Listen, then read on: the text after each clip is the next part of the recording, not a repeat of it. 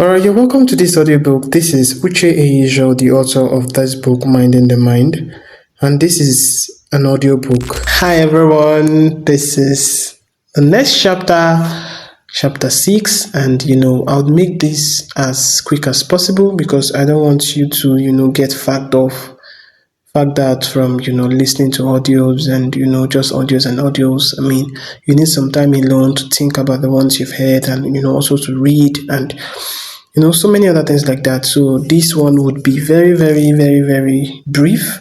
I mean, maybe within 5 minutes or let's say 7 minutes, we are done. So, managing emotional numbness, we've talked about this when we were talking about rekindling joy. I think that was chapter 4. Yeah, chapter 4, where we talk about rekindling joy, is how to manage emotional numbness. Emotional numbness is that point, where you just don't react. You are numb, you are less reactive, you don't just do something, and at that point it's more like an unconscious state. You are alive, you are awake, you are seeing everything that is going on, but you don't just react. You just feel like let anything happen, anything that wants to happen should happen. That's a very very risky state, and therapy can solve it. I mean, good news, therapy can solve it. So let's understand emotional numbness better. Emotional numbness can, be when you're feeling flat or empty, when it's difficult for you to enjoy something, it's difficult for you to be happy. When you detach from people or experiences, you detach from people or experiences, you start feeling like, oh, I'm not meant to be here, I'm not meant to be there. Like you start detaching from people, everybody start feeling toxic to you, everybody entirely start feeling toxic to you, everybody feels like a bad omen to you. It's just like seeing every meal as bad. No meal looks good to you. Every meal start feeling bad to you. Every meal start feeling, inconvenient to you. You start feeling bad to you. At point like this, you should understand that you're already going through emotional numbness. Secondly, one of the signs is chronic stress or burnout, trauma or unresolved grief, depression or anxiety, emotional neglect or invalidation, long-term suppression of feelings. I mean, something you've been going through something and you're just keeping it, telling yourself that don't worry, I will go through it, I will come through it. Yeah, you will, but sometimes it will get to a point where you don't react anymore. You find it hard to react. This is emotional numbness, and it happens once you go through it. Don't see it as the end of the world. Consult a therapist, and it is still free, like I always mention, and it will help you through this process. Next one is strategies to reconnect with feelings.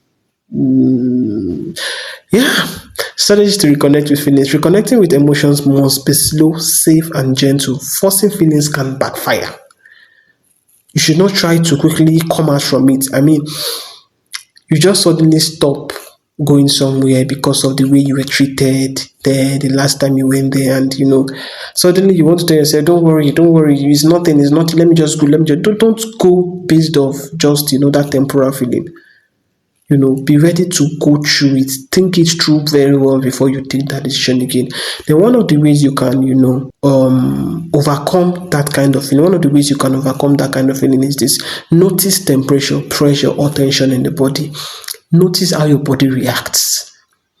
I've once left the place because the way my body reacts, I start to think it, I start to imagine. No, naturally, if I go there, I'm always very happy, but each time I'm there, I start feeling, a kind of, numbness. I start feeling I tend not to react to things the way I'm meant to react. I just feel incapacitated.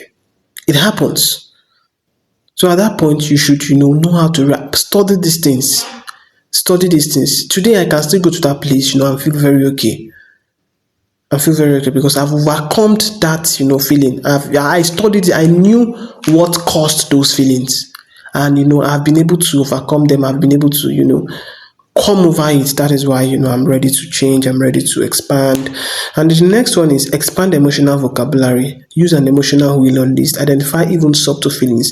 You should have somewhere where something or a voice note. It could be an audio recording or something that you use to encourage yourself.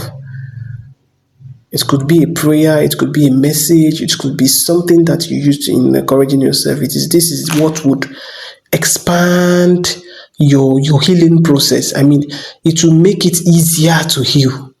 Healing doesn't happen easily. I don't know why, we I'm in this part of the world where we feel like healing should just happen. Something that took you a lot of things. I mean, it took a lot of things away from you, and you just expect it to, shake or get fixed easily. No, it cannot. Why do we have scars today? Scars is a product of healing. I mean, it's a product that healing doesn't happen that easy. Before a scar gets, covered, you have to go through a process. You have to, even if it's the people who handle skincare products, you have to go through a process where they have to, take care of it for a while, do all the necessary things that needed to be done. It's not a rushy process. Healing takes time, it takes effort, it takes everything. And I'll round up with this. Feeling again is a process, not a switch. It's a process. You have to give it time. You have to give it a process. You have to allow it happen. Feeling is not weakness. I mean, it's not weakness. Feeling is aliveness. It's something you go through. Don't just go numb. Don't just, allow your emotions take over you. Give it time. Give it process. I would like you to read this book. There are a lot of things I didn't mention here as well. Get this book, read it, and you'll be glad you did. Numbness, emotional numbness it happens, but you have to manage it. You have to learn how to manage it, know how to control it, know how to, go over it in a way that it won't be a curse. It won't be a curse, rather it will be a blessing. It will be a thing of happiness later when you look at it and say, yes, I overcome this.